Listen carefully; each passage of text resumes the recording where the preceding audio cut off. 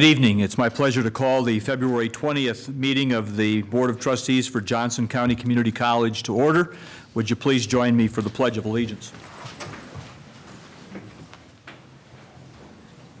I pledge allegiance to the flag of the United States of America and to the republic for which it stands, one nation, under God, indivisible, with liberty and justice for all.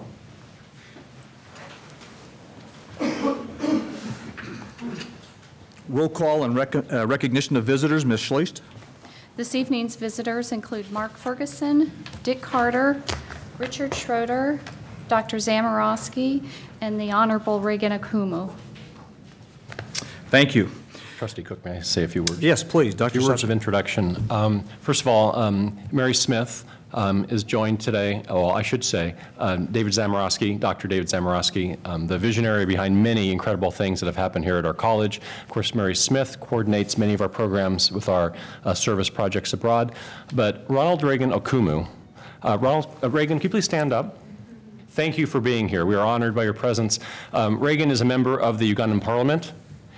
He is an incredible leader of northern Uganda, specifically the Gulu region. He himself has instigated many projects in that region that are benefiting students and the people who live there.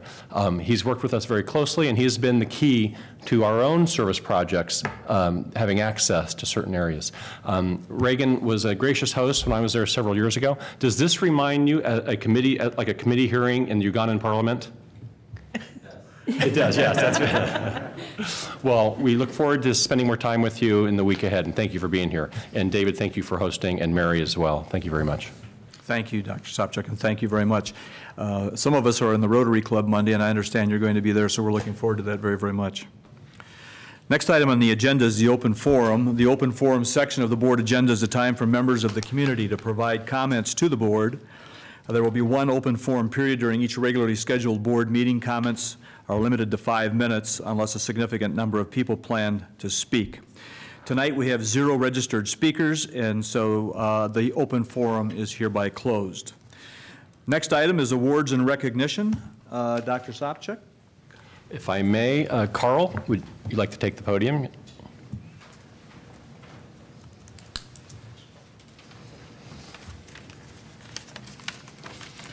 Dr. Sopcich, thank you. I appreciate the opportunity. Board of Trustees, I appreciate the opportunity that you have afforded these young ladies. They have definitely taken advantage of every opportunity that you have given them.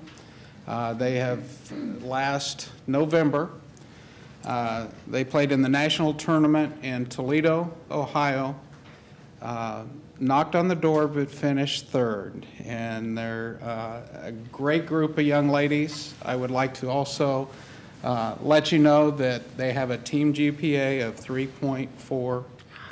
3.49. We're getting to the hundreds that are really important. So great bunch. They finished overall 31-7 last year. They were the conference runner-up champ, 3rd place at the national tournament. Coach Jenny I was the district coach of the year. Individual honors, and she couldn't be here tonight, Precy Seaver. She has transferred its semester to go to Rockhurst. She was the Volleyball Coaches Association first team All-American. She was the NJCA first team All-American. She was made the all-tournament team. She was the National D1 Player of the Week. She was the Region 6 District in first team. She was All-East Jayhawk Conference, and she was a Verizon Wireless Player of the Week in the conference twice. Again, that was Precy Seaver. Another young lady that's here tonight, Lori Angelo. Lori. Also made first team All-American, and she was the NJCA Region 6 District in first team player, also the All-East Jayhawk Conference. Also here tonight is Lexi Hartzog. She was the NJCA Region 6 District second team player, All-East Jayhawk Conference, and also Bethany Ferris was also here, and she made second team as well. okay? So, on behalf of that, we would like to receive this trophy. I would just say, and it's a gorgeous trophy, and on behalf of the board, one of the things that I try to deal with every day is what I did yesterday, is what I'm doing today, and is what I have planned for tomorrow will be the skills and the abilities that I've been given. And obviously, ladies, you have done that very, very well, and we wish you the very best. Congratulations, Coach. Congratulations, Carl. Thank you very much. Thank you. And we sincerely appreciate your very, very hard work on the court and in the classroom. Thank you very much.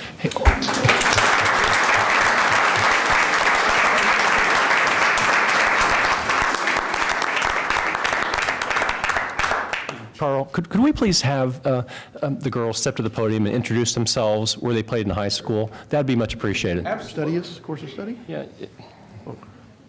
Don't stutter.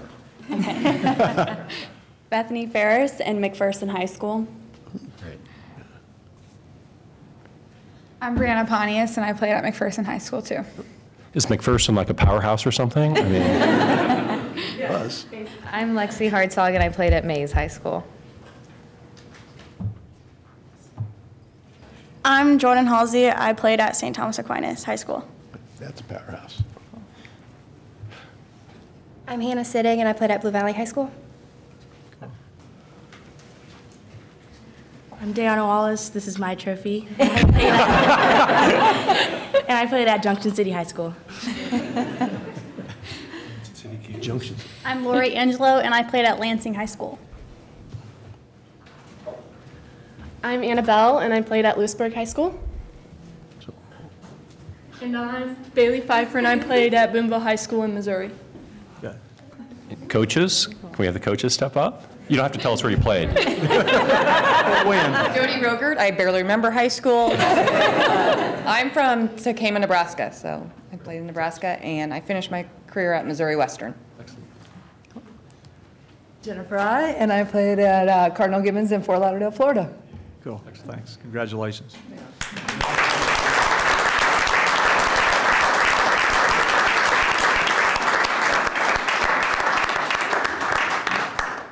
Thank you. Thank you, Carl. You. Very impressive. As the ladies leave, I would like to take this opportunity to make one other acknowledgement and recognition. We all know that recently Virginia Krebs passed away. We would like to take this moment to recognize Virginia. She was a member of the JCCC Board of Trustees from 1985 to 2008. She was elected to the board for 6 consecutive terms, the last in April of 2005. When she resigned from the board in October of 2008, she was named the college's first trustee emeritus. As a college trustee, she served as clerk, treasurer, vice chair, and chairman. Virginia spent a lifetime contributing to the community and to Johnson County Community College. In her earlier days, she was very involved with our public school systems. Her articulate and forceful support of public education in Johnson County earned her statewide recognition, and she was named program chair for the Kansas State PTA. She was very instrumental in establishing the county's public school infrastructure. School consolidation loomed large in the 50s and the early 60s. She was appointed to a state task force responsible for the revision of the state school code and the consolidation of area school districts. From this, the Shawnee Mission Unified School District was formed. In 1963, following her PTA involvement, Krebs was appointed by the Board of County Commissioners to a task force charged with studying the feasibility of building a community college in Johnson County. She worked for 3 years on this task force. Ultimately, the proposal was approved 2-1 by Johnson County voters in 1967.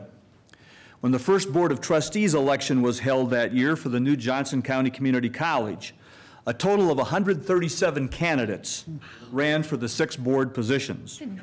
Krebs was urged by many in the community to run, but chose instead to become the college's first employee, the assistant to the first Board of Trustees.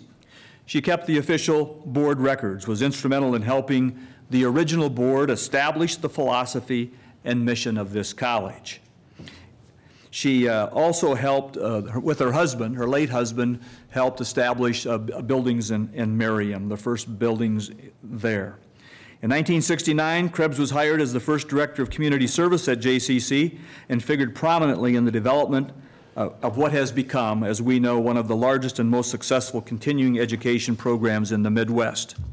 As a college trustee, Krebs received the American Association of Community Colleges Regional Trustee Award in 1993 and the Regional Leadership Award from the National Council on Community Services and Continuing Education, Region 7 in 1996. She was also recognized by the American Association of Women and Community Colleges, which conferred on her its prestigious Woman of the Year Award. In 2004, she was named to the Mid-American Education Hall of Fame at Kansas City, Kansas Community College. Virginia was widely recognized and respected in Johnson County, where she served as a volunteer for and on the boards of many different community organizations. Memorial services for Virginia will be held Saturday, March 8th, noon in the Polsky Theater of the Carlson Center here on the campus of Johnson County Community College.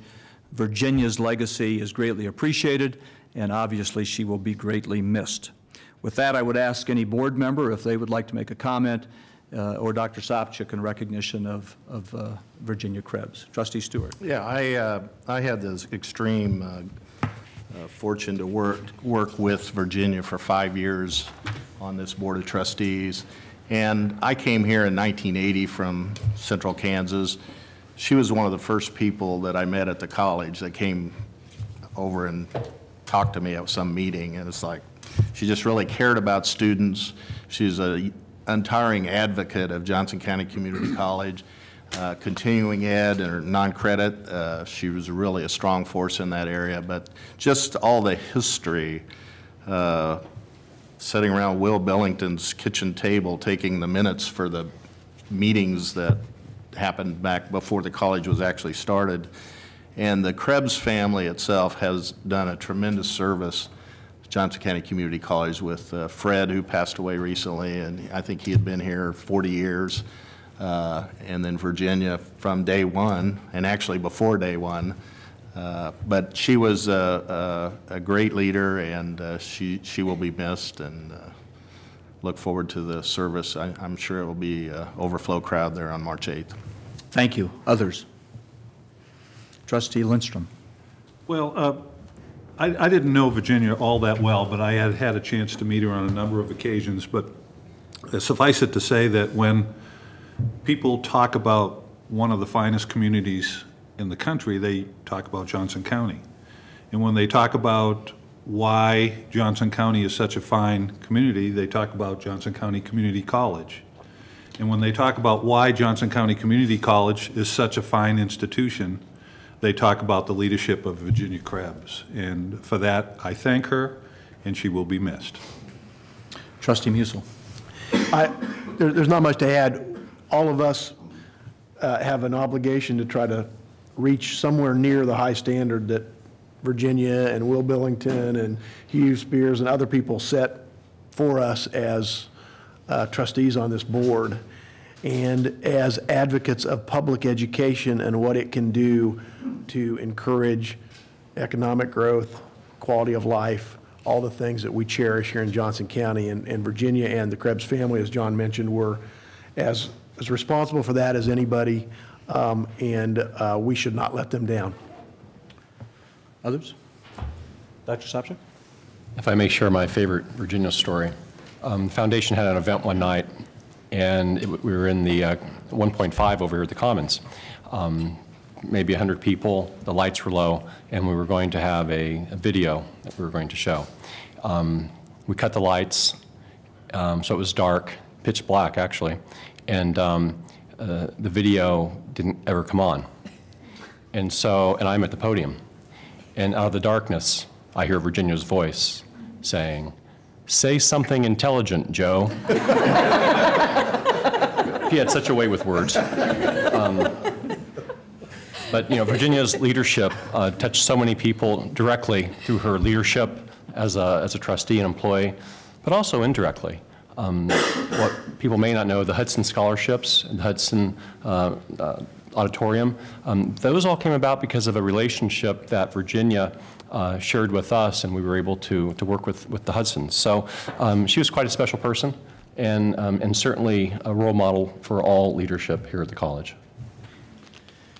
We often use the words foundations and pillars in a variety of ways, and it just is so representative that Virginia and Fred were foundations and pillars of this college. So hopefully each of us in our own way and in our own time can take the opportunity to reflect upon the great contribution that the Krebs family has made. We thank them dearly for it. Mr. Rogers, difficult to put you in the next position, but Student Senate report, and we're pleased that you're with us this evening. Just say I couldn't help but comment to Patrick as the volleyball team came in that you never tell me when I have a hard act to follow here. But I will do my best. So I would like to share with you that this last month has been a very exciting time for Student Senate to kick back into gear. As our first meeting started, we've acquired actually 6 now prospective members attending our meetings, 4 of which could potentially be voted in this coming Monday, 2 of whom have already turned in all their paperwork, so we will be voting on them. If this goes through, we could reach about 21 people on our Senate at one time, which is more than I think I've had previously, so I'm excited about that. Besides the prospective senators, I've also been appointing new representatives to be filling on campus-wide committees such as Educational Affairs and the Student Experience team. Some of the senators I had serving on those committees stepped down because they were transferring over winter break, so I'm working to put people back into those positions and represent the student body again. Over the last 2 weeks, Student Senate has formed 2 new committees. Ideas about starting a student mentoring program have been in Student Senate since the beginning of the school year, and we're just starting to move forward with those. A student senator by the name of Alicia Chow, she initially voiced her intent to start mentoring programs at our first meeting, and she was supposed to be here today as she would be shadowing me in interest to learn more about the presidential role so she could run for office next school year. But she is in St. Louis with a Model United Nations conference, so hopefully next month she'll be joining me here. The other committee is devoted to evaluating and developing ideas from inside as well as outside the Student Senate. Now, as I told the foundation, a little over a year ago, I was elected as a student parliamentarian. Now, before I was able to run for that position, I had to go to the executive board meeting and tell them why I thought they shouldn't get rid of the position entirely. When the last person stepped down and left the college, he removed himself from school entirely, he said that he didn't think the position really had that much to do. So I had to present my case why I thought the position should be there, and then I ran and I got the position.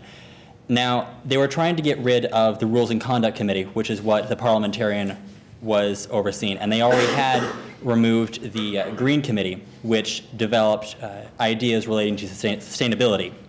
Now, first I argued to bring back the Rules and Conduct Committee, which I got pretty quickly. And just this last month, we've brought back the Green Committee, only we've changed it into a brainstorming committee to evaluate all sorts of ideas that come to us. We have a very wide variety of ideas that are just kind of thrown at us as in, this would be cool to have on campus. Obviously, football team comes up a lot, but there are good ideas in there as well. So we are trying to give ourselves a sort of an administration to process those ideas and then give recommendations to the Senate as for which ideas to pursue and which ones not to.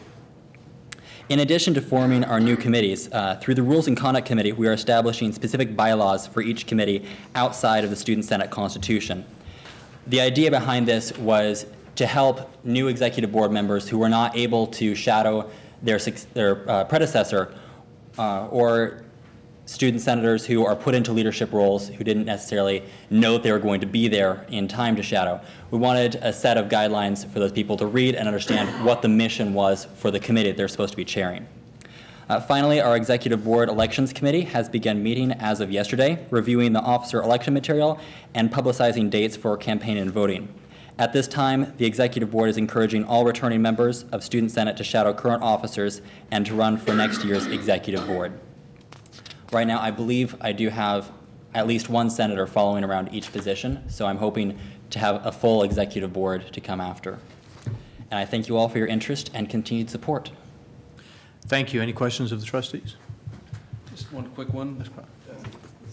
Mr. Elliott, what is the Student Experience Committee? Student Experience Team, it is a committee that mostly reviews the online and distance learning systems for students, such as switching to Desire to Learn. They had a large presence on that, as well as other internet resources for students. I meant to say Mr. Rogers. It works. Any other questions? Thank you. Thank you very much. Appreciate all your leadership and what you're doing. Thank you, sir. Thanks. Mr. Carter, lobbyist report. Thank you, Mr. Chairman. Usually I like to come up here and start off my report with something humorous or a little joke, but I'm afraid all of the humor has been sucked out of me this session so far. And it's been replaced with a cold that I've had since the 8th of February. And fortunately, this evening, my ear is clogged on this side, so I won't be able to hear if you have any questions. So I'll proceed to move through the report and try to read lips as best as possible. I could probably just say read the Hutchinson News editorial on the last page of my report and then sit down, because that pretty much describes some of the interesting antics that we've encountered thus far. It's really not been that busy of a session until just the past couple of weeks. Between the snowstorm and some other planned and unplanned activities, the legislature has had sort of an interesting schedule thus far, but they are racing to a deadline that's coming up, and that's February the 28th, which would be the first House of Origin deadline, where all the bills in the Senate need to go over to the House and vice versa. But this session has not been without ambush hearings that we like to call them, where we find out at 4 p.m. about a 9 a.m. hearing the next morning, and the testimony has to be turned in 24 hours in advance. We've been crafting bills conceptually on the fly recently. Even this morning did one, and it was tried to, the committee tried to send it out, but thankfully to some of the committee members, they were able to at least wait until the bill was printed before they acted upon it. And that's kind of what we're dealing with in Topeka. You've seen in the news a little bit of what how Kansas is being viewed both nationally and internationally from some of the bills that have been heard, voted on, and moved through the process in Topeka. And that certainly is not having a positive effect on some of the other pieces of legislation that are out there.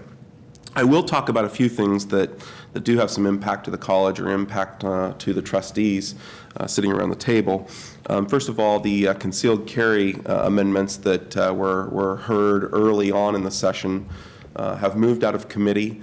They are on the House General Orders list. They've not been acted upon yet. I've heard that things have slowed down a little bit just because of some of the coverage that Kansas has received from some of the press on bills that we've been dealing with the past couple of weeks.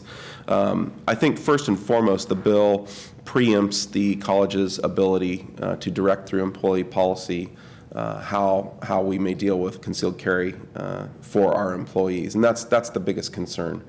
We didn't really address much of the issue related to the guns, although we did submit some concerns when that bill had a hearing. The other issue that we have is we have students who fall under the student policy guidelines who are also employees. And so how is that covered? And that's a question that we raised to the committee. How is that covered in a situation where we have someone who is both a student and an employee? Again, a concern moving forward. Pretty sure that bill will move through without any problem, but things have slowed down for the time being with respect to some of the bills that are a little bit further out there. There was an open records bill that was moving through the process. It never got to have a hearing. It's been pulled from a committee and placed in another committee where we're told that it will not have a hearing. And when I say open records, that sounds like something that would be good for everyone. This particular bill would require any contracts or incentive programs that might be put together to lure, whether it's a company or whether it's a corporation, any of those incentives would need to be made public, which then gives your opponent or competitor firsthand knowledge of what's in the package. It would affect us on the fringe, but certainly would impact things at the college. And so that bill is not going to be heard as we understand it for the rest of the session. The one that I think is important that probably we should pay attention to is the movement of the elections to the fall. Local elections, this is an issue that's been around for a couple of years, but there's been some significant movement in the past few days, and I think both committees will be voting on these bills next week, both in the Senate and in the House. The House version of the bill would move local elections to the fall of odd-numbered years and keep them nonpartisan in nature. At that particular hearing, the only proponent stood up and testified that it was the goal or their goal to make fall elections in the even-numbered years, which is when the presidential elections, the larger elections are, and make them partisan. So that's just a first step move, and it's seen as the compromise, the odd-numbered nonpartisan year. The other bill in the Senate would keep them in the even-numbered years, take them to the fall. It does make them nonpartisan through an amendment that was made in committee. There was another amendment, though, that I think is somewhat concerning, given that you've just dealt with this recently and likely will see something happen in the future where you have to deal with it, where if there's a vacancy on a local board of a local governing board, typically that is filled by application and in an interview process. The amendment made in the Senate would fill the vacancy by precinct committeemen and women. It's unclear whether it would be, which party it would be or how that would work, especially since the bill is considered nonpartisan, at least at this point. But those are two bills that will likely be voted out of committee next Monday and then will be on general orders in their respective House. I have a list of committee members that I'm happy to forward to folks if you'd like to make contacts with them and express any concerns or questions that you may have. But it's something that at least should be considered given that typically the local elections have historically been held in the spring and for good reason. So those bills are listed there in the report, and if you have any questions, I'd be happy to attempt to answer those. There is a reporting bill that anyone who employs a lobbyist with public funds would be required to report the contract amount or salaried amount if that's an employee. The way the bill came out, it also covered associations and any groups that would be on the fringe. If you were a member of a group, the college would have to report what those dues are, how much of those dues go to lobbying for whatever that group might be, and it could be anything. And I'm sure that we have a number of faculty and staff and members that are members of associations across the state and nation. It would be a large reporting requirement. That was pulled out this morning as the bill was, this is one of those bills that I was talking about that was conceptually formed, and reduced to a reporting only requirement, which would require the lobbyist to report the amount of the contractor salary. That's going to be an interesting one moving forward, and we'll see how it plays out. But something that we should remain concerned about since we do have an interest in advocacy at the State House. On my way over here, and again, this is just sort of part and parcel for the way the session's going, a colleague texted me and said that a bill had been pulled out of the Interstate Cooperation Committee.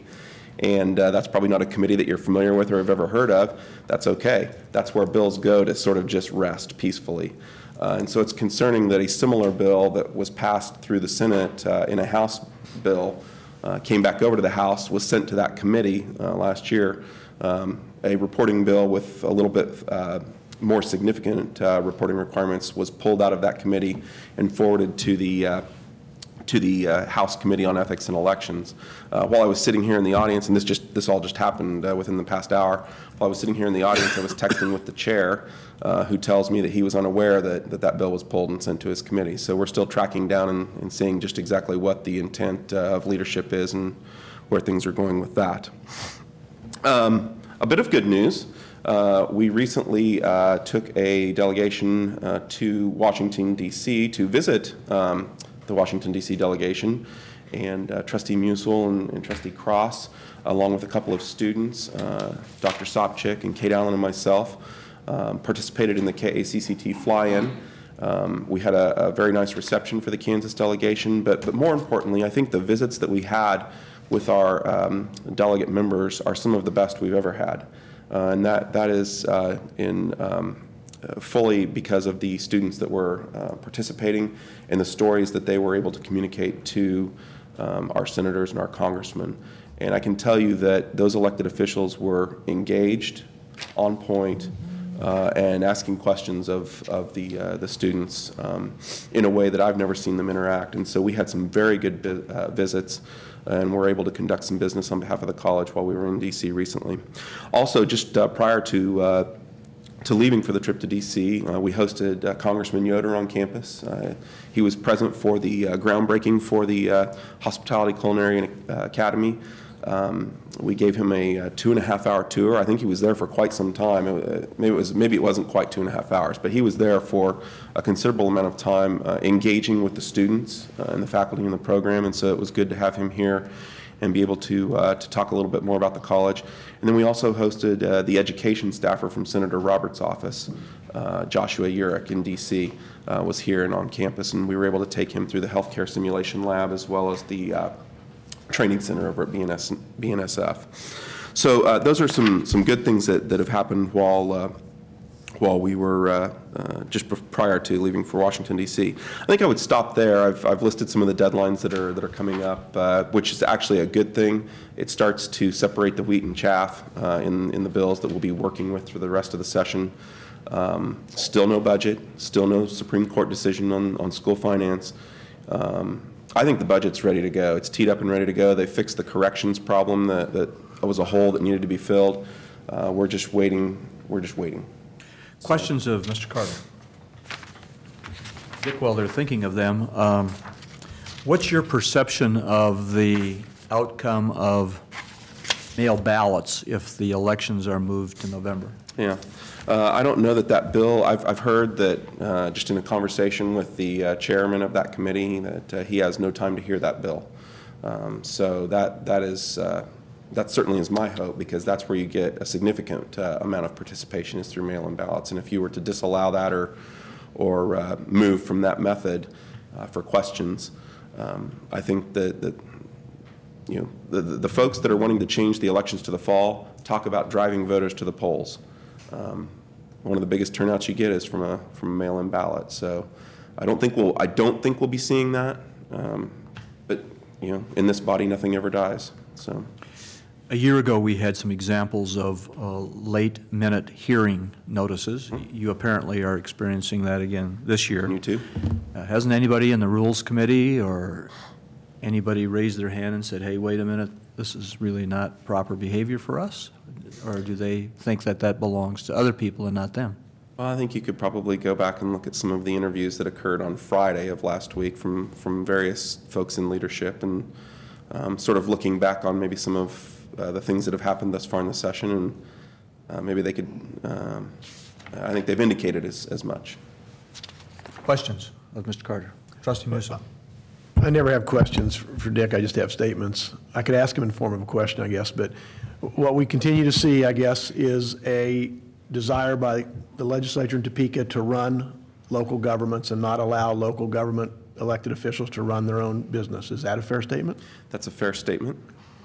If we elect, for instance, community college trustees in the fall, and I'm not necessarily opposed to moving if we could get a bigger turnout, but if we elect them in the fall and they're elected in November, they would still take office on July 1st, right? I think that's a question that remains to be seen. In fact, that's some of the conversations that we've had with the committee chairs, is when is the effective date of office. And I think that in some cases we're looking at January 1. Okay.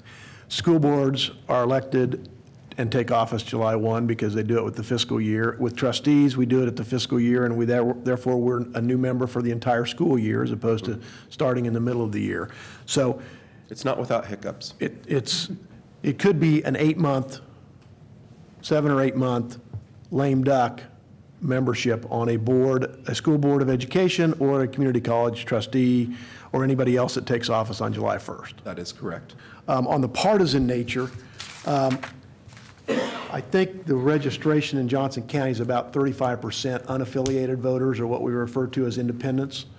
So if we move to a partisan basis, they would not be allowed to participate in a primary election unless they chose to declare a party. Is that my understanding, and that correct? I believe that is correct. So to increase voter participation, we would eliminate 35% of the Johnson County voters from voting in a primary. Just make sure I have the math right. I never do math on my feet, but I trust your numbers. All right.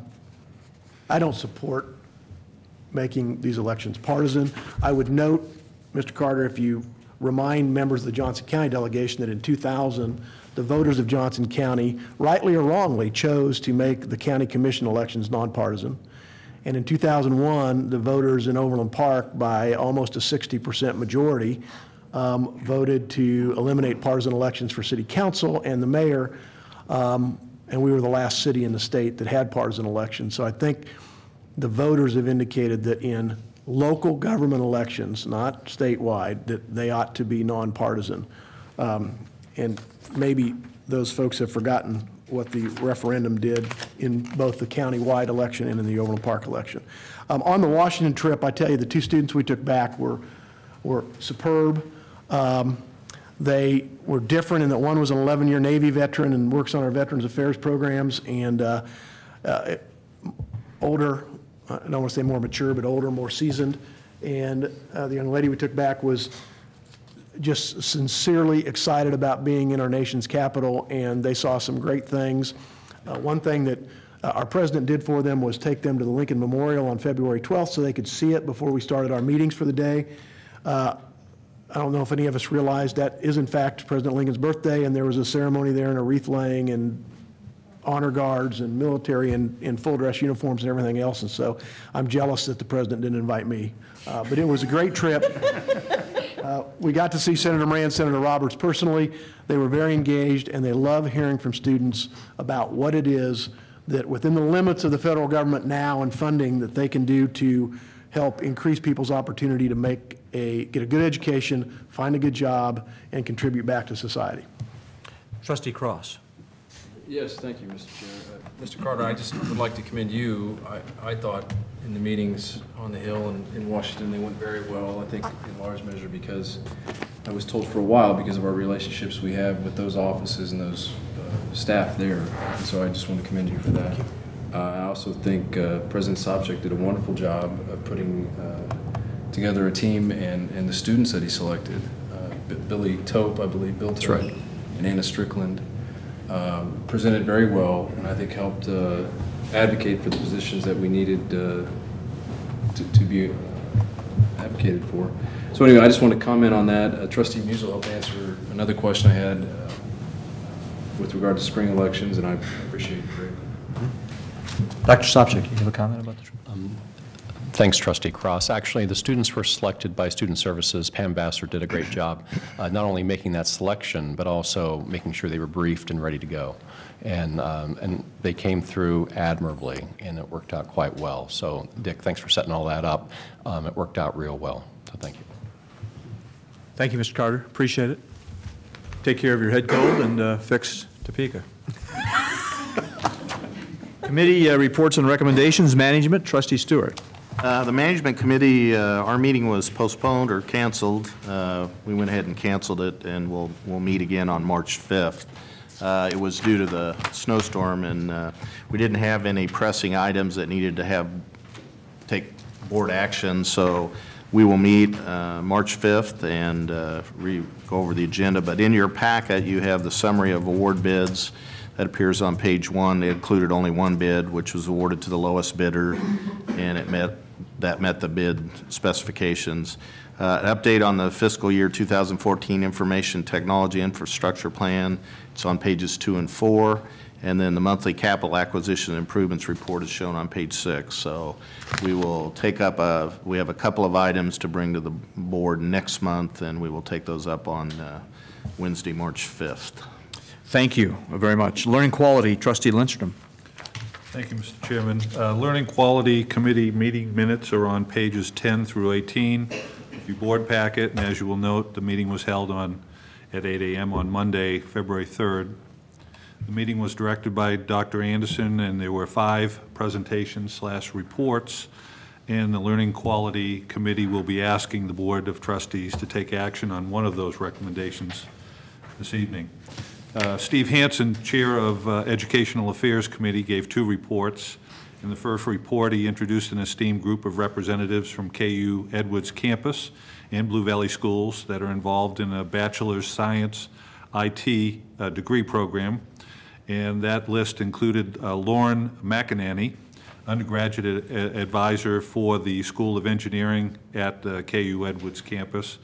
Lauren noted that the Bachelor of Science IT degree is a degree completion program launched in 2012 with currently 25 students enrolled.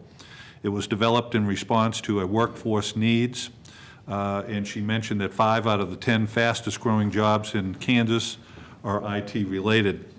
It was designed for students interested in learning new computing technologies in a variety of IT careers. And it is adapted for high school students at Blue Valley CAPS program.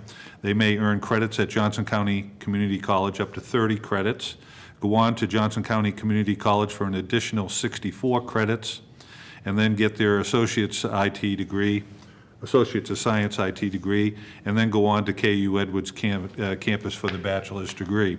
The program will connect students with internships and mentors. Steve Hansen, in a second report, gave shared changes for modifications, deletions, and additions that were approved at the January 29th Educational Affairs Committee, and that will make our curriculum more efficient. That list can be found on pages 11 and 12 of the Learning Quality Committee meeting minutes. Crystal Williams, Director of Financial Aid, reviewed financial aid, stating that the most common grants from the federal government. She also noted the various types of grants and how much was paid through scholarships, grants, and loans. Dennis Day added that Johnson County Community College has a low rate of students, 33%, receiving financial aid in comparison to other colleges. And in the fourth report, Mary Nero, Associate Counsel for Johnson County Community College, presented proposed revisions to the sexual misconduct policy 650-00, which incorporates new requirements mandated by the amendments to the Violence Against Women's Act, or VAWA, which becomes effective on March 7th, 2014. The revisions expand the definition of sexual misconduct to include domestic violence, dating violence, and stalking. Those terms, as well as rape and consent, are defined in the amendment. And upon a review of the Learning Quality Committee, now request the Board of Trustees approve the following recommendation. It is the recommendation of the Learning Quality Committee that the Board of Trustees accept the recommendations of the college administration to approve the revisions to the sexual misconduct policy 650-00 as shown in the board packet, and I would so move. We have a motion and a second. Any questions? Just curious, the complaint procedures, were they updated as well? Or were they looked at to make sure they were still appropriate? We did. We updated to add into the complaint procedures the same definitions that come straight from the federal amendments. Okay, so. Other questions? Other questions? All in favor signify by saying aye. Aye. Opposed? Motion carries. Proceed. And the fifth presentation was made by Dennis Day, Vice President of Student Success and Engagement. He noted that since 2009, as most of us know, enrollment at the Johnson County Community College and throughout the metropolitan area has been down, and that the college is exploring many options to address this concern. Julie Haas, Associate Vice President for Marketing and Communications, said that Johnson County Community College is targeting 2 markets. First one is high school graduates, and the second one is 30 to 49-year-olds. That emphasis is being placed on, in those target audiences, that emphasis being placed on affordability, easy transferability in small classes here at Johnson County Community College. The recruiting tools being used are e-blast, university ads, radio spots during commute times, online ads on Facebook, Google, and Twitter, and 30-second ads on cable television. It was also explained that one additional recruiter will be added to recruit students within an 80-mile radius. We will continue a policy developing relationships with diverse populations. A call team is being considered, and the goals are to increase enrollment, to assist students through the enrollment process. Mr. Chairman, I would welcome any comments from those who were in attendance, and that concludes my report. Any comments or questions?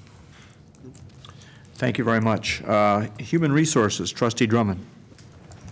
Thank you, Mr. Chair.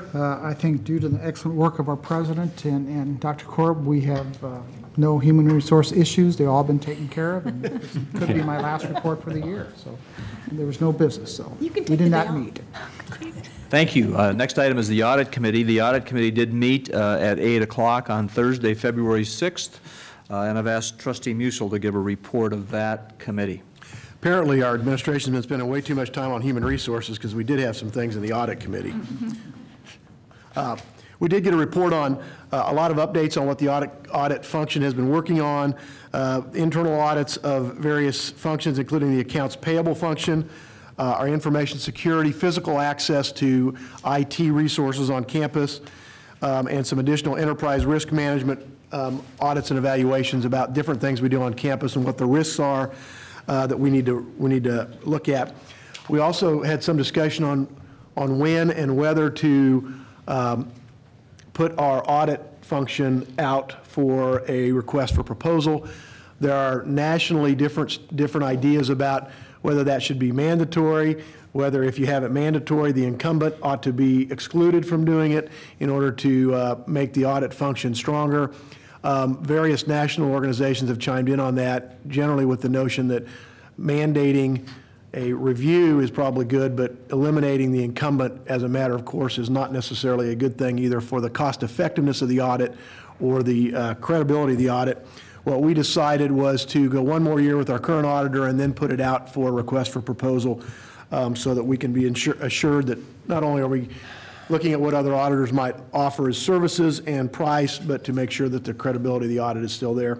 One of the things we did talk about was that the audit partner will change on a rotating basis to make sure somebody new is looking at the audit for the college.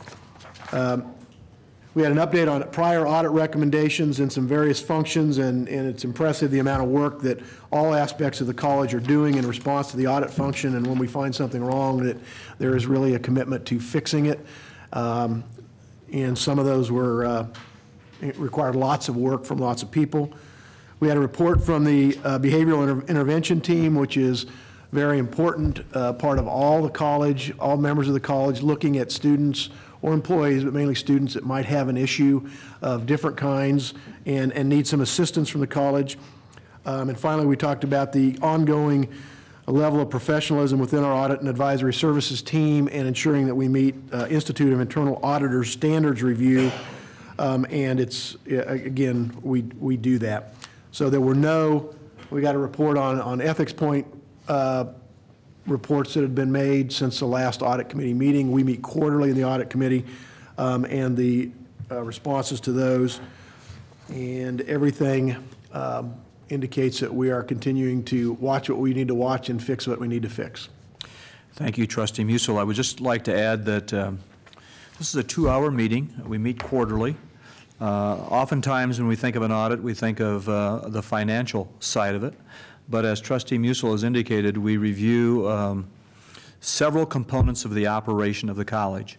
And I'm just pleased that we have a staff of people that are very serious about that work and the relationships they build internally with our staff and our faculty to ensure that we're operating efficiently, effectively, legally, and transparently is very reassuring. And I just would like the trustees to know that that group of people represents us very, very well. I'd entertain any questions from the Trustee Stewart. Curious, Janelle, do you know the last time the audit partner has rotated off and a new audit partner has come on? Yes, we had our new partner started in fiscal year 11, so this will be Third year, so, and then we'll go out for bid next year. Okay. Trustee Musil? Well, one other thing I might mention is that I think college employees know this, the departments know this, whether you're faculty or staff, is when Janelle and her team comes in, they're doing it for all the right reasons and for all the right purposes, not to get you. So people have been cooperative almost 100%, almost to a fault. But I just want to encourage the college community to continue to do that. She is internal affairs, if you will, from police department movies, but we do it for all the right reasons, and that cooperation is critical to us continuing to do it and making the best efficient use of our resources and our tax dollars, whether they're state, federal, or local. Trustee Cross. Yes, thank you, Mr. Chair. Being newer to the board, I just was curious, who commissions McGladrey or our audit incumbent? Is it the board or is it the administration? The team, Janelle will take the RFPs that we send out, but that recommendation comes through the committee back to the board for board approval. So the board. Okay, thank you very much. Any other questions, comments? Thank you, Trustee Musil. Collegial steering did not meet. We were a victim of the weather on that Tuesday evening when the college was closed. Our next collegial steering meeting will be Tuesday, March 4th at 4 p.m. Next item is President's recommendations for actions. First item, Treasurer's Report, Trustee Lindstrom. Mr. Chairman, I'm pleased to present the Treasury's report for the month ending December 31st, 2013, which can be found on pages 21 through 31 in the board packet. Briefly, here are some highlights. At the bottom of page 30, please note that cash fund balances. At the end of last calendar year, we had a book balance of $48.1 million, with $15.8 million in outstanding encumbrances, leaving an unencumbered balance of $32.4 million. State aid payments of $10.7 million, ad valorem tax distribution of $41.8 million were received in January and will be reflected in next month's report. Expenditures in the primary operating fund are within approved budgetary limits. Therefore, it is the recommendation of the college administration that the Board of Trustees approve the Treasurer's report for the month of December 31st, 2013, subject to audit. I would make that motion. We have a motion. Do we have a second? Second. We have a second. Any questions?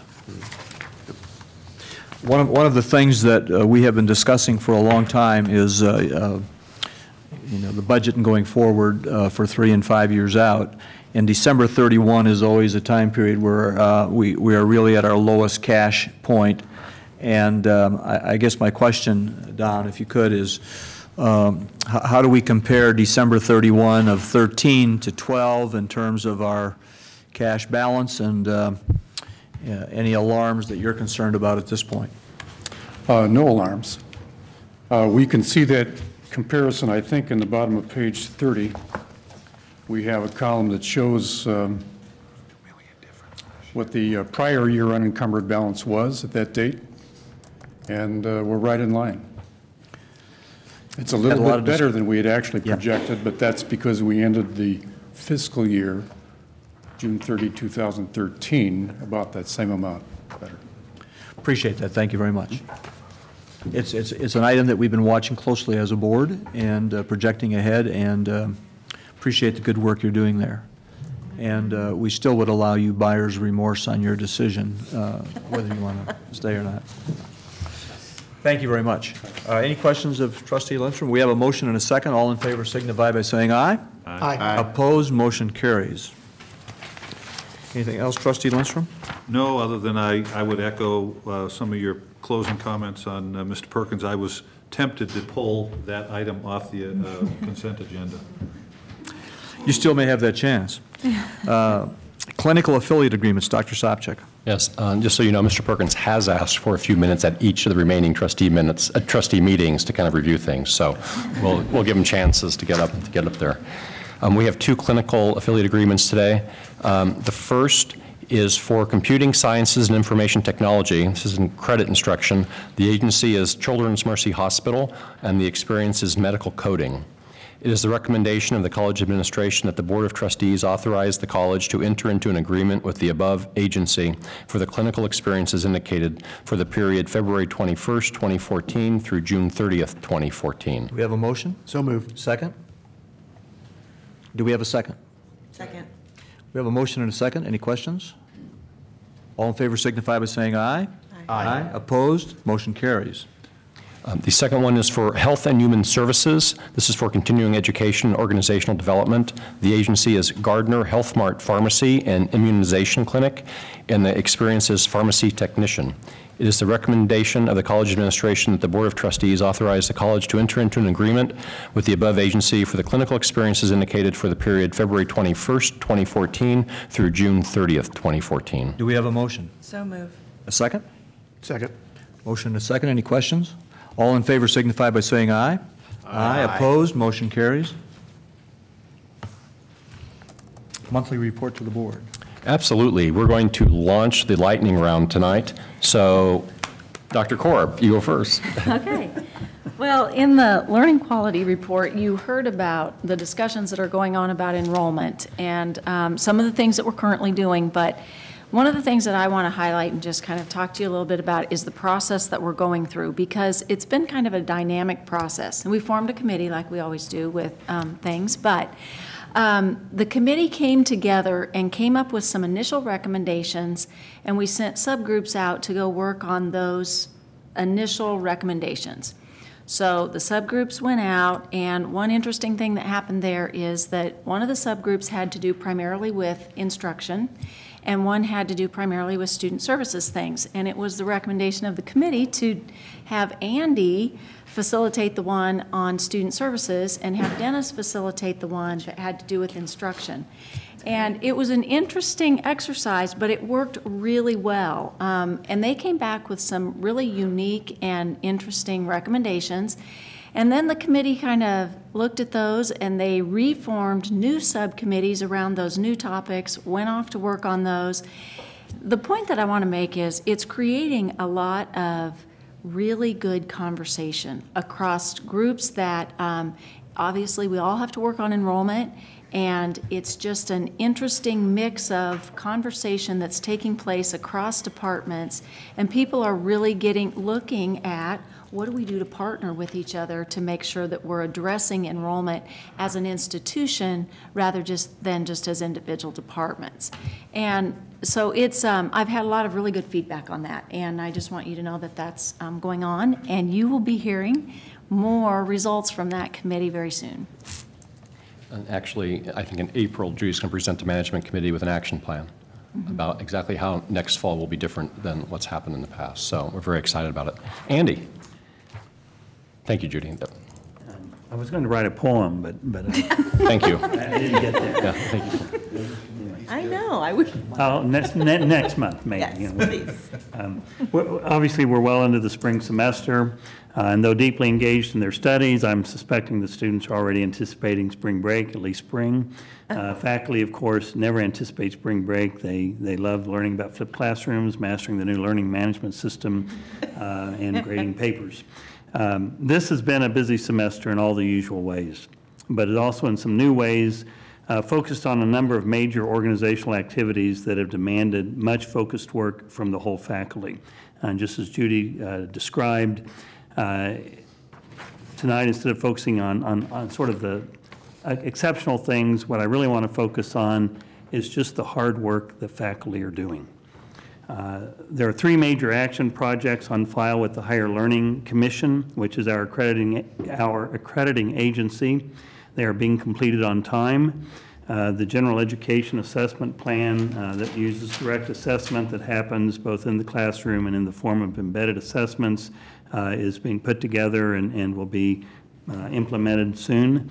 The program review process, another one of the action projects, will engage division programs in a much more active examination of strengths and opportunities for improvement. The faculty portfolio process that engages faculty in a continuous process of reflection and goal setting to improve their teaching and reach their professional goals has been rolled out now. Several hundred faculty went through a training procedure that was in fact led and organized by the faculty themselves. It was extremely well received. The reports on these AQUIP projects will be filed and new projects will replace them. And again, though this is, as it were, in the regular description of the faculty role, it takes a lot of work, and they've done outstanding jobs, and the participation has truly been impressive. It's been across the entire college instructional branch. Of course, the faculty are continuously engaged in updating and renewing the college curriculum. We hear those reports from the Learning Qualities Committee each month, both in career and general education programs. This sort of review also includes exploring more effective scheduling and methods of delivery. I wanted to highlight one as an example. To meet the needs of students in healthcare areas, an 8-week chemistry and 8-week microbiology sequence will be offered this fall. This will allow students to complete the prerequisites for healthcare programs in 1 semester instead of the usual 2. That's also part of the enrollment work that we're doing to try and move things along effectively. It should be noted that we are exploring additional ways to coordinate our programs more effectively with area high schools and the region institutions. The Bachelor of Science program in Information Technology is one of those ways that is being rolled out. We are looking at additional ways of doing that. I would also like to note various examples of faculty engagement with the community. There are more than I can list here, of course, but a few that I think are typical. Dr. Melanie Harvey in chemistry organized a local science fair at Pinckney Elementary School in Lawrence for K-5 on kindergarten through 5th grade on February the 12th. About 50 years ago, I think I tutored 2 6th graders at Pinckney Grade School, and it's the best park in Lawrence if you want to go play, right behind Pinckney. So anyone out there in Lawrence land, Pinckney's the place. In any case, Mark Labarge in biology, Dr. Lori Slavin in chemistry are co-district directors for the Kansas Junior Academy of Science and will organize the competition for middle and high school students. Dr. Sandy Finicum in physical science will be coordinating the Science Olympiad for middle school and high school students to be held this weekend here at the college, where there will be over 40 local schools sending teams for competition. These faculty activities underscore my final point, and it goes back to the remarks at the opening of tonight's meeting. Education is always about more than committee work, task forces, and cleanly measured outcomes. On behalf of the faculty and the instructional branch, and again, I'm sure for the whole college, as we've heard, I too would like to thank the Krebs family. Invoking the memory of Virginia Krebs and her son Fred, the college always strives toward responsible stewardship of community resources. But thinking of Virginia and Fred, I think we especially remember the community values expressed by their lives and others like them, who have been inspirational in the founding of Johnson County Community College. Those community values engender dreams, deep thoughts about important things, permanent things that are good and true and beautiful. And on behalf of the faculty, we would like to express our gratitude to that family. Thank you. Thank you, Andy. Denise. It is a hard act to follow Virginia Krebs, but she must have been a wonderful woman. I've been asked to tell you a little bit about a new online application for admissions for credit students that actually went live this week. And I think before I tell you about the new one, let me tell you a little bit about how the old one worked. The old one, it was an online application, about 10 years old. It was developed in 2004. And we had a very limited ability to collect information about the individual themselves, as well as about what their program needs might be. There were 6 different applications, so depending on who you were when you came to the college, whether you were an international student, College Now, or there was some type of selective admissions program you wanted in, like a nursing or a culinary program, you're the one that had to figure that out. You had to figure out what flavor of application you were going to use to apply. And a lot of times that resulted in a lot of confusion and probably in some cases not even completing the application. But we've moved to a new application now, and it took a lot of work by a lot of people. It's interesting how it all ties together, because when Judy was talking about increasing enrollment, I think this plays a part, and also when Trustee Cross was saying, what's the student experience? This is about reinventing the student experience. So with this new application, we've actually reduced 6 applications down to 1 application. But the first thing, and I think the most important thing that we do, is we have them create an account. Very basic information. We're not going to ask them for everything about themselves. We're going to ask them for their name, their email address, have them set up a user account, and also a password. And then they log in to do their application admission. But the great thing about this is that having this information from them up front lets us establish a relationship with them and also track our relationship with them. And then depending on how they answer questions, they're presented with different questions that fit their particular situation. So they're not having to figure out which one of these forms do I fill out. In the past, we haven't had a good way to monitor whether applicants are actually finishing the applications. But having this information now, and through this new CRM-based admissions application, we can proactively look at what they're doing, and if they're having trouble, go in and actually contact them about what's happening, and do they need help?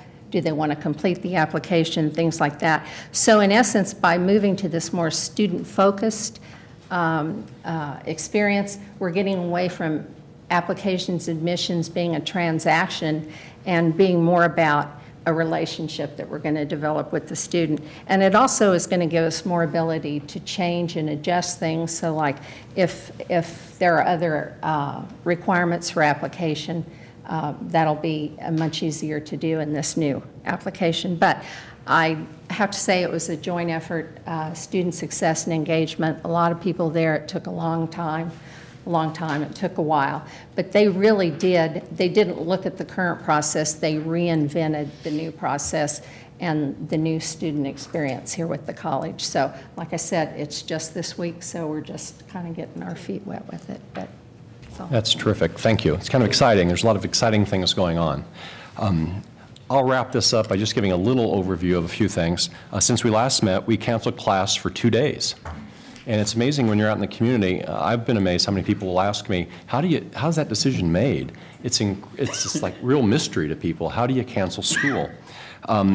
It's almost like they give it the seriousness as if we were canceling the Super Bowl or the championship, the NCAA championship game. Let me give you a little insight into that. First of all, it's a real team effort, except when it's a bad call.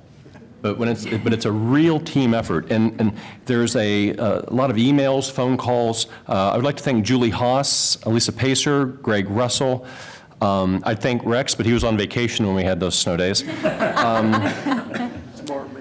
Mitch Borchers for collecting all this information and communicating with one another to make that decision. I'd also like to recognize the crew that gets rid of the snow. I mean, they do an incredible job. They work all night. It's Dean Spalding, Terry Horan, Brett Edwards, Mark Boughton, Kevin Sims, Leon Zook, and John Ingold.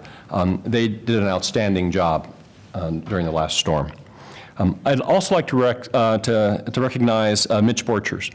Mitch has done an outstanding job standing in as the interim EVP of Administrative Services. Mitch wasn't just babysitting that position. He took on some real tough issues and handled them very well. So thank you, Mitch. Much appreciated. On Monday, Dr. Barbara Larson will join the staff here as the EVP of Administrative Services, and we are looking forward to her becoming a part of the team. As a part of this report, I'd like to ask Trustee Lindstrom to give her a brief report on the special trustee project he's been working on. Thank you, Mr. President. In January, Trustee Chair Cook, requested the formation of a subcommittee on trustee expenses, reimbursement, and participation in college activities. The charge of this committee was threefold, or is threefold. Number one, to review the proposed trustee reimbursement guidelines, the proposed trustee reimbursement guidelines. Number 2, to provide clarification and/or content where needed, and to bring focused attention to trustee expectations for related travel and other benefits. The subcommittee consists of Trustee Sharp, Trustee Drummond, and myself. We met twice in February.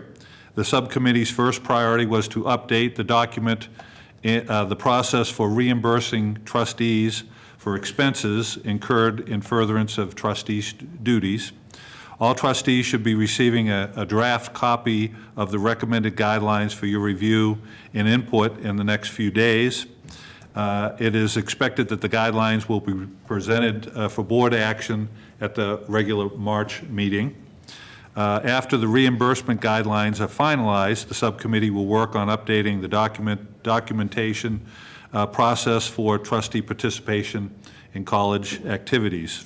I want to take a moment here to acknowledge and thank the following people for their participation in helping me facilitate and coordinate with this, the communication of this work.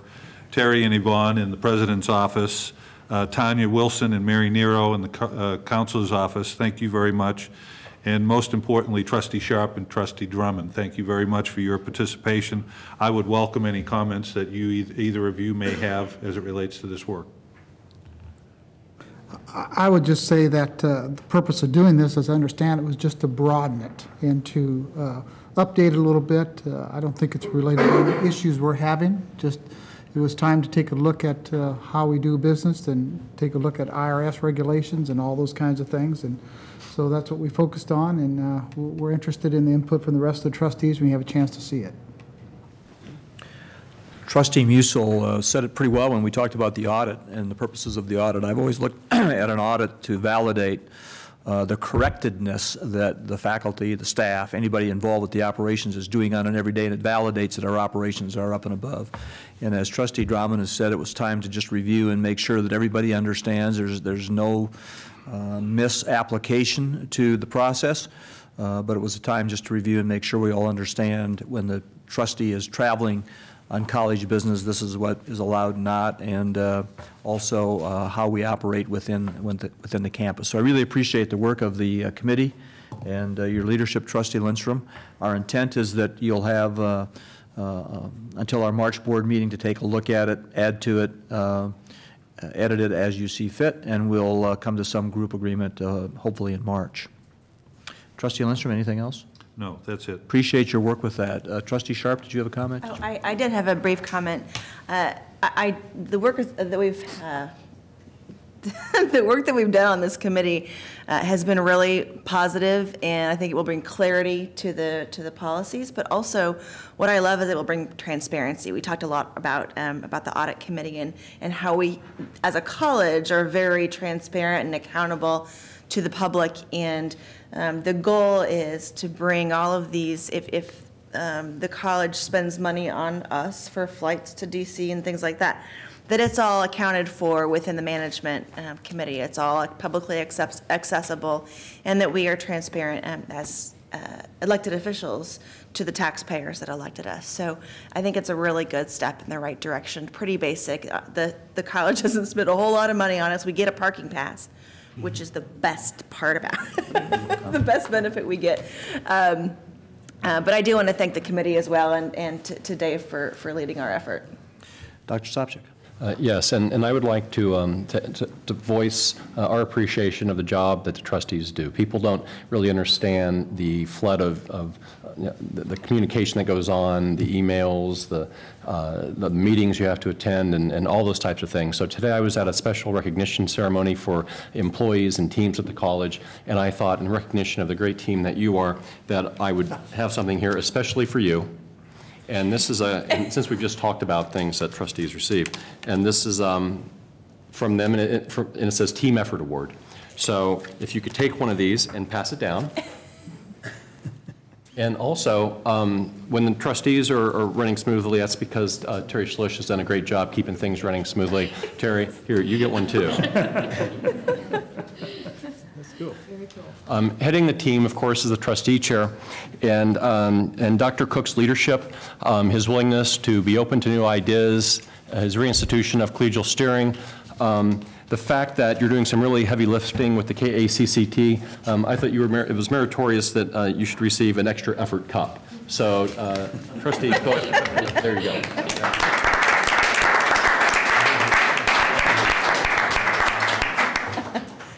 What you may not know is that the trustees are currently working on my evaluation, and I thought the time was great.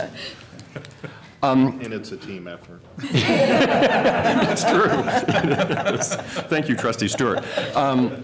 This semester has had a great feel to it. There's a real sense of urgency and accomplishment in the air, and electricity, a real fast pace to it.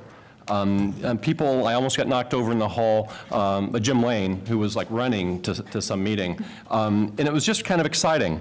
And And I'll give you some examples of this. We've discussed the need to review and energize our recruiting efforts.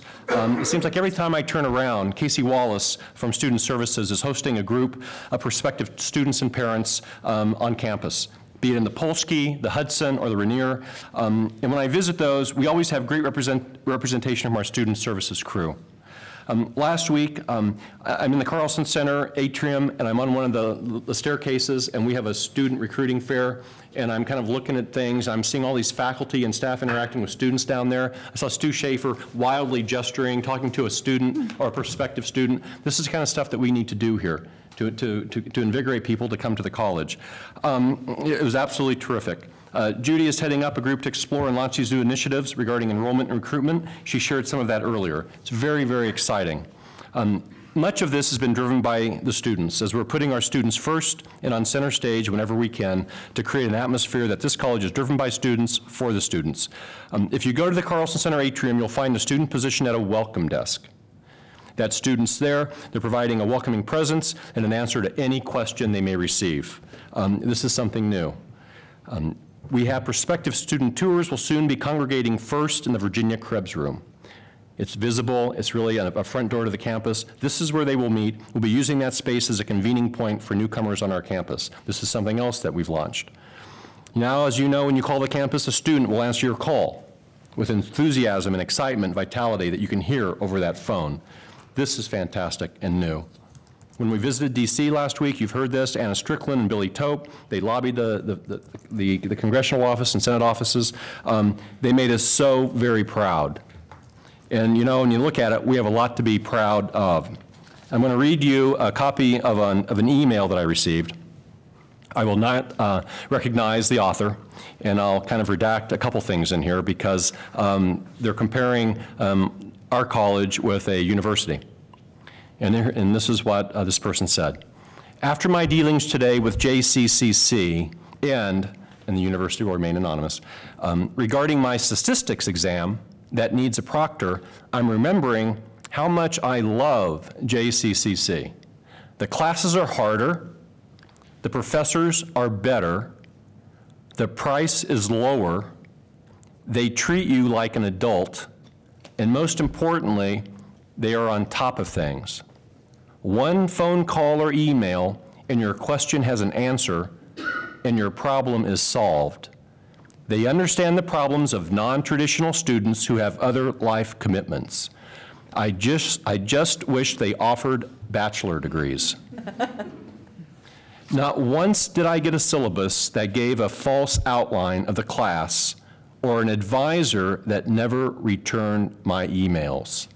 Thank you, JCCC, for being awesome. Isn't that terrific? So, on that note, thank you. Thank you. Any questions of Dr. Sopcich? Well, my comment to the volleyball team, and it's apparent that the organization is doing it well, and that is what I did yesterday is what I'm doing today and is what I have planned for tomorrow worthy of the skills and abilities and the resources that have been given to me. And it appears that, again, another example of this wonderful organization making sure they have done all three of those things. So we really appreciate it and thank everybody for the success. Every day is a good opportunity to help somebody and to do the same for ourselves and others. I don't believe we have any old business. We don't have any new business. reports from board liaisons. The first is the Kansas Association of Community College Trustees, and they met last week. I was not able to attend that meeting. Trustee Lindstrom was there. It was a meeting in Topeka where we also recognized Phi Theta Kappa students with a luncheon and a regular board meeting. So Trustee Lindstrom, you've got heavy duty tonight, so if you would, please. Yes, briefly, thank you, Mr. Chairman. The Kansas Association of Community College Trustees meeting, which was held in Topeka on February 13th, last Thursday, actually. It was after, as you mentioned, the Phi Theta Kappa 19th Annual Kansas All-State Academic Team Luncheon, in which students Marcella DeCavallo and Amy Reinhardt and their families and our president did Johnson County Community College proud.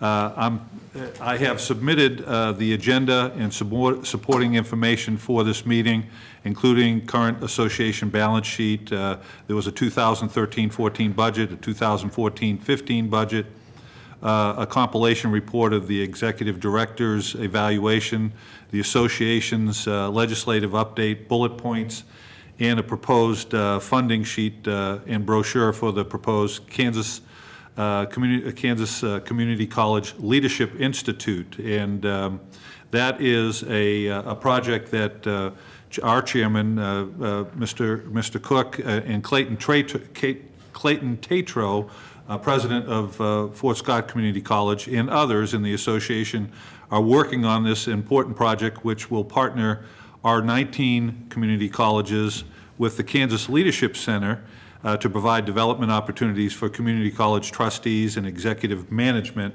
And I think, Mr. Chairman, I would hope that you would make a couple comments on that. But before I turn it back to you, I want to mention two things that I took from the meeting, and that is that they were very complimentary. And is Mr. Carter still here?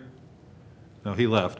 I don't know whether he would have been able to hear me out of his bad here tonight anyway. But the community college trustees were very complimentary of Mr. Carter and his facilitation and participation in the legislative conference in Washington, D.C. And I don't want to embarrass the chair, but I think that it's important for this body and our faculty and staff and those watching to know that many times in the state of Kansas, there is a division between the more populated areas and the less populated areas. And particularly, there sometimes is an affinity against people in Johnson County. And I would say that the next chairman of this organization, of the Kansas Association of Community College College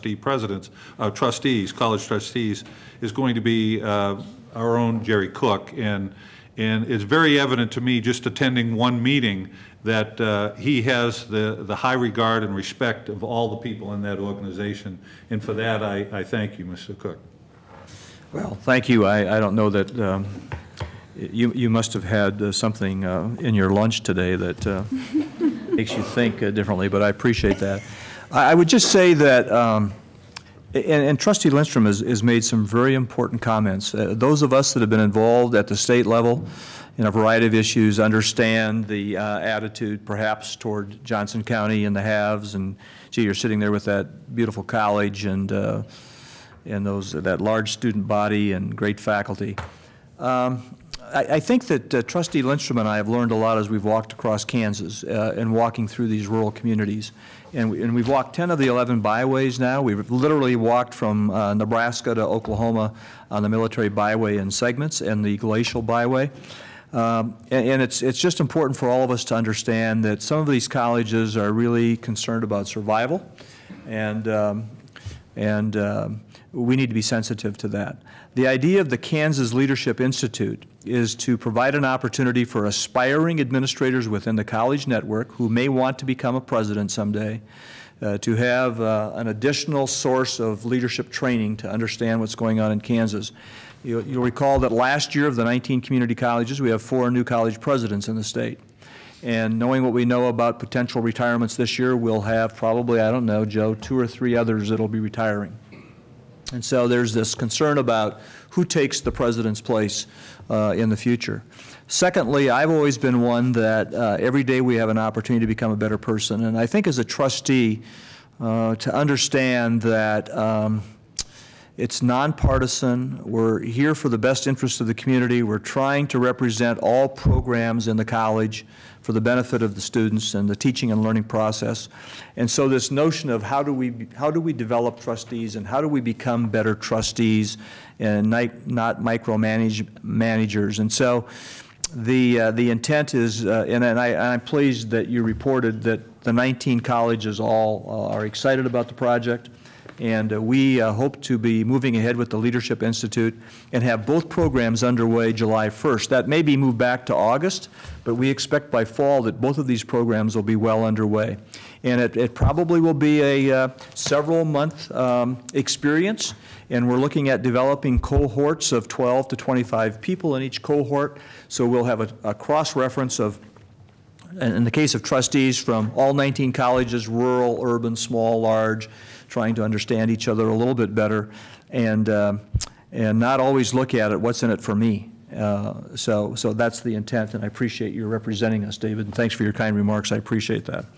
Johnson County Research, any questions of the KACCT? I believe our next meeting is coming up in April or May, and I'll give a report of that.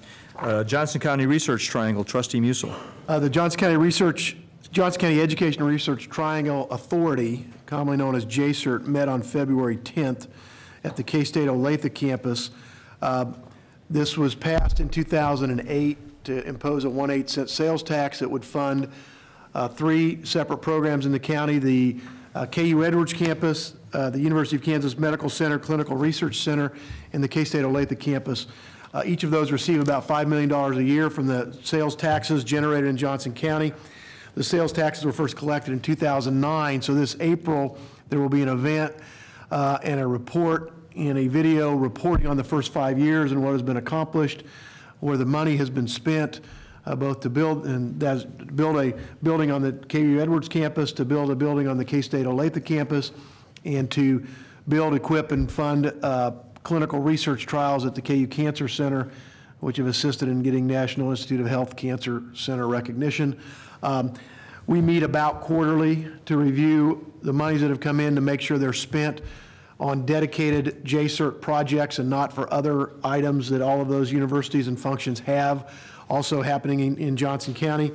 And to audit those, we also looked at, in that meeting, what is the proper sequence in seeking out RFPs for professional services, whether it's audit, legal, or other services that we use on the authority, all again to make sure those funds are used for what the voters approved in 2008.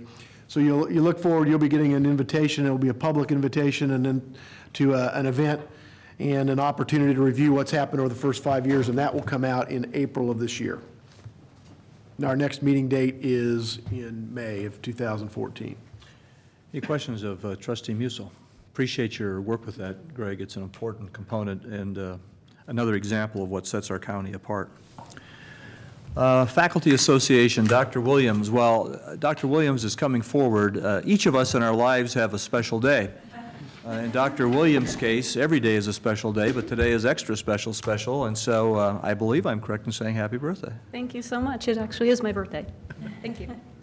Well, I guess I'll start the report first by saying on behalf of the Faculty Association, we would like to echo the sentiments that were already shared about Virginia Krebs. The Faculty Association would like to extend its sincere condolences to the Krebs family and also sincere appreciation for all the work that not only Virginia but also Fred Krebs has contributed both to JCCC and to the community.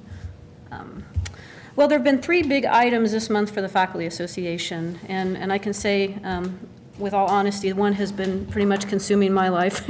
Number 1 is the discipline area determination project. But I am happy to say that we're making great progress on that effort, and as of yesterday, only 2 divisions were still deliberating, and as of about an hour before the meeting, now only 1 division is deliberating, and it happens to be my own. So science is still trying to sort out what disciplines, what that means for the science division, but we are moving forward, and we'll certainly make the March 4th date, and I'm pushing very hard for it to be prior to the March 4th date so that we can wrap that project up. The second item that we've been spending some time on, not just the Faculty Association, but various groups on campus, is the reading readiness conversations. And I think it's come full circle. I think we started having conversations about reading readiness and reports to this body a few months ago, actually. But I think it has literally come full circle. But the faculty and administration have reached an agreement as to essentially the removal of that requirement, but are moving forward with conversations that are student success centered to be sure that students who need services they get those services, and to identify appropriately through the assessment process which students would need reading help, and we certainly have skilled faculty and staff on board to provide that as those students are identified. The third item is these brainstorming sessions regarding enrollment, and I'm happy to say I was literally part of the first group who started talking about brainstorming ideas as to what we could do to address the enrollment challenges that we've experienced over the past several semesters. And I think it's already been said really that we've gone from brainstorming to an action plan of sorts within a very limited, compressed amount of time. Within a few weeks' time, we've come up with some recommendations that Andy has already expressed, but many others as well that should achieve the results that we desire for the fall semester. And I can say that the faculty are very eager to continue being part of those conversations and to make the contributions wherever we can make those to turn some of that around. As far as activities with regard to faculty and programs, there have been many on campus in the month of February. I'm just going to back it up about 2 weeks ago to February 14th, Valentine's Day. We hosted on this campus for the second time a project that was called 1 Billion Rising. And so this was essentially an activity that was to promote awareness for domestic violence and to stand out, speak out against, build awareness, but also help, prevent violence against women and girls. And it has expanded really over the year that it's been hosted here. Gina Egan, a colleague in chemistry for the second year of two, has hosted that or has organized that event. And again, it's part of a campaign which raises student awareness of sexual assault, stalking, domestic and relationship violence, bullying, lots of campus violence issues, and has, from what I have gathered, been well received and has experienced a lot of success, and I would imagine we'll be hosting it for a third year next year as well on Valentine's Day.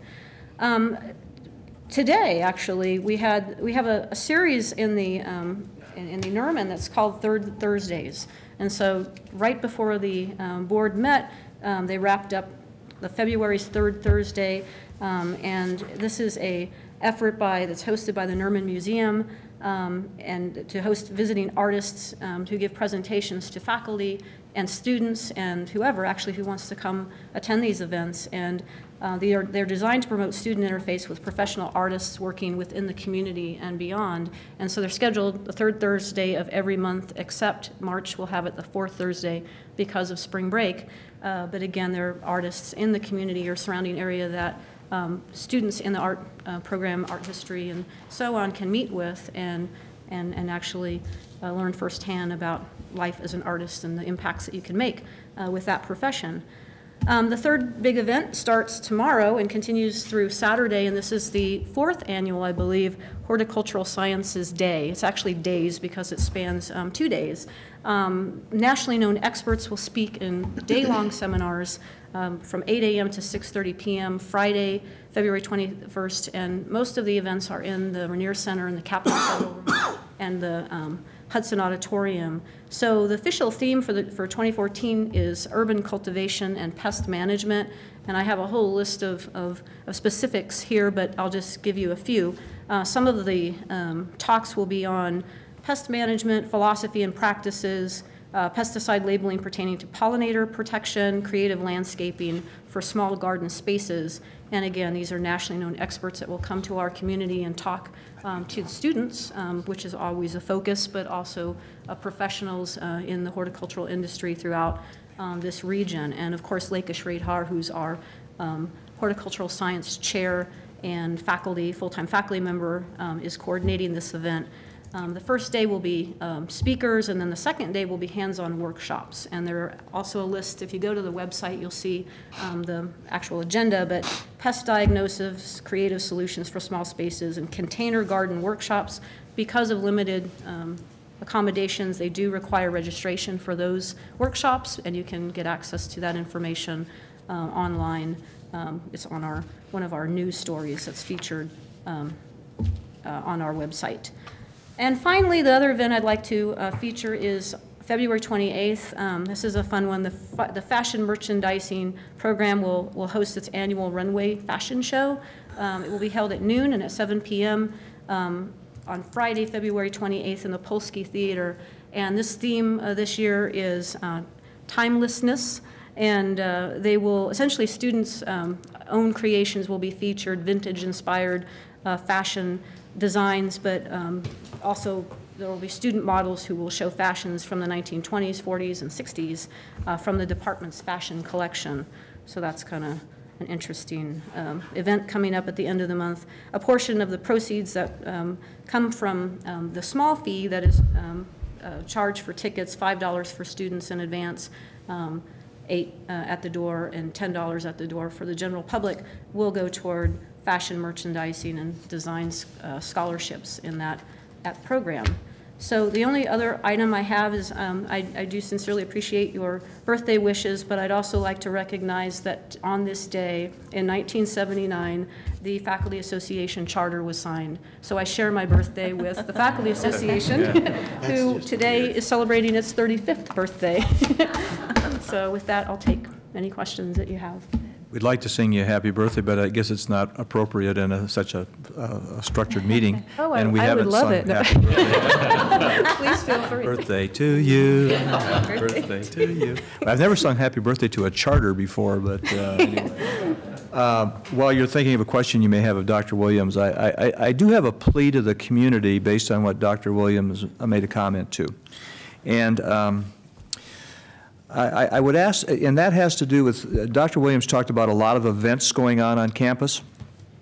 Trustee Lindstrom and I had the opportunity to attend the Buffalo King, which was a film and panel back on January 24th. We attended the noon session. I believe there was an evening session as well.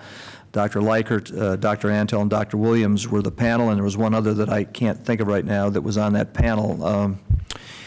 And it's no charge to the public. And I guess my request of the public is for you to make sure you check the college calendar. Julie Haas has been mentioned earlier today in public relations. We put out a lot of information for a lot of events that occur on campus that are open to the public and are no charge. And we have very talented people that have put in a lot of work to make these presentations. Dr. Williams referenced a number of them today. And it's always amazing to me the great wealth of resource we have, whether it's a lecture, whether it's a panel discussion, whether it's an entertainment, a musical production. There are just a whole series of events going on, and I would encourage the public to make sure you check those calendars and take advantage of your community college. Any questions that you have of Dr. Williams? Thank you, Deb. Appreciate it. And celebrate, and we wish you many happy, happy returns. Thank you so much. Happy birthday. Yeah. The next item is the consent agenda. The consent agenda is a time where we deal with a number of routine items. We give the trustees an opportunity to remove any items from the consent agenda. Is there any such action by a trustee? Trustee Lindstrom. Well, no, there isn't, but I was, as I mentioned before, I was tempted to remove one of the items on the retirements, and I only say that because I have, in my short tenure here on the board, I have had a pleasure of working with many people, and Don Perkins is one of them, and I appreciate that. Well, appreciate that. It's always sad to see the retirements of our staff, and so we echo that for all of our retirements, but I certainly appreciate your comments, Trustee Lindstrom. Trustee Stewart? Well, the good news is Don is around until December, so we can grill him really good on the budget and other issues. I wasn't clear if that was January 1 or January 31st, so it may be, maybe it just says January of 15. I think it'll be 25 years, will it? That's right. That's impressive. Do we have a? Just one more. I was pleased that he extended his retirement date to December, because I was going to be a little concerned if he was leaving right away. But I was pleased that we asked about the balance, and that he's comfortable with the balance, so that made me feel a lot better. So, do we have a motion to approve the consent agenda? Do we have a second? Second. Thank you. Any questions? All in favor signify by saying aye. Aye. Motion is approved. We do not have an executive session tonight. I would ask for a motion to adjourn. So moved. Is there a second? Second. All in favor signify by saying aye. aye. Opposed? Meeting's adjourned. Thank you. All right.